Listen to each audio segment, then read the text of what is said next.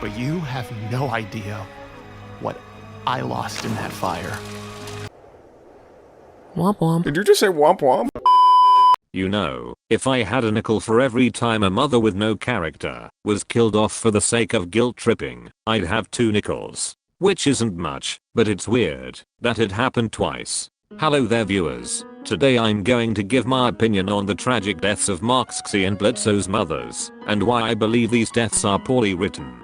So let's start off by explaining who these 2 characters are.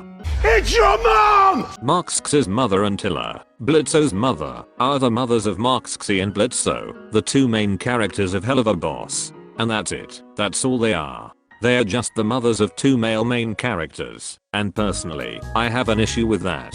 Neither of them have been mentioned by Moxxie or Blitzo before, or even after they were shown. We are never told or shown how both Blitzo and Moxxie felt about their mothers. We are never shown how those mothers show affection to their children. Well, we are shown with Moxxie's mother, but that was only in a flashback that lasted about 3 to 4 minutes. But with Blitzo's mother, all we see is just a few pictures, one of them being retconned in the process. The mothers don't have any depth to them. We don't know anything about them aside from how much they love their children. And on the surface, that just might be okay, right? Well, if you consider it to be okay, I don't have a problem with that. But personally, if a character dies and the creator wants me to feel bad about that death, then I need to know more about that character and their relationships with other characters aside from their kids. Doing your mom? Moxxie's mother and Blitzo's mother both died in a flashback in the perspective of their sons, and unfortunately, those were the only times we'd actually see their characters on screen. Well, at least Moxxie's mother was shown on screen, as Blitzo's mother has yet to make an actual physical appearance that isn't in photos. Their deaths are used as a way to make the audience feel bad for the 2 male characters, Moxxie and Blitzo. Instead of feeling bad for everyone affected, we never got to know what Tilla's relationship was like with Barbie Wire, Cash Buckzo, or Fizzarali. We never got to know why Moxxie's mother didn't like Crimson attempting to mold Moxxie into a Mafia member. We never got to know any of these things, and as a result, their deaths feel pretty empty and hollow.